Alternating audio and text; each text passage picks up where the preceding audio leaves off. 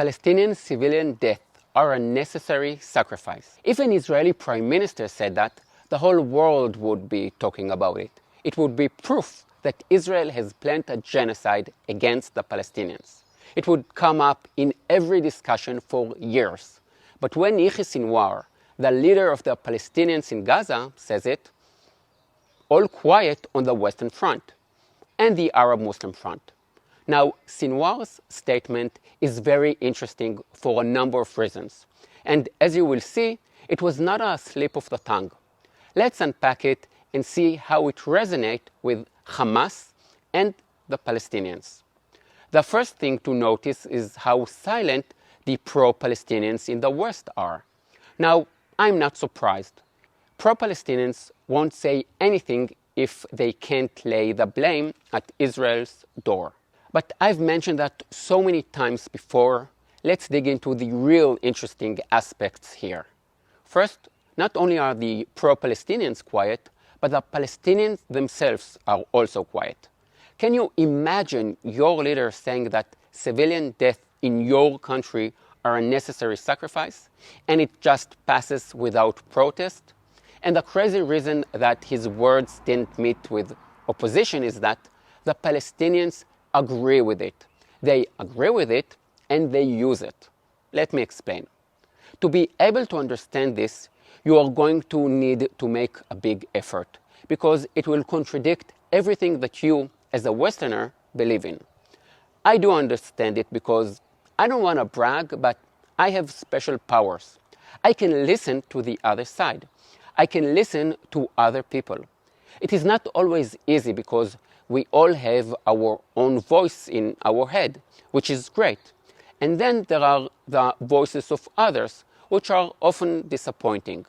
The voice in my head says, let's aim for peace, compromise, cooperation. But I hear different ideas when I listen to the other side, to the Arabs of Palestine. I will tell you what I hear.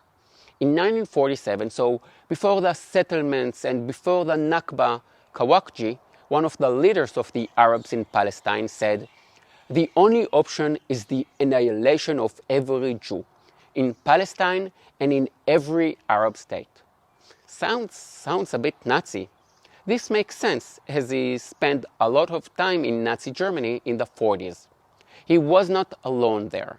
The best-known leader of the Arabs in Palestine, Hajj Amin al-Husseini, also spent the early 40s in Nazi Germany and said, kill the Jews wherever you find them.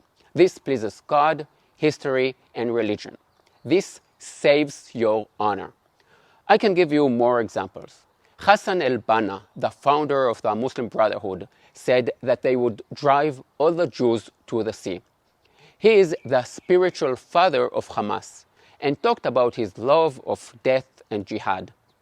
The Secretary General of the Arab League at the time, Abdul Rahman Azam, said that this would be a war of extermination and momentous massacre. See if you can find one Arab leader talking about achieving peace with the Jews. But it is not only a few quotes. Actions speak louder than words. How many Arabs were there in the Jewish state in 1949? 160,000. And how many Jews were there in the territories held by the Arabs? 0. Nada, gar nichts. Not a single Jew was left alive. But let's put the Jews aside for a second. Let's see what the Arabs do to each other.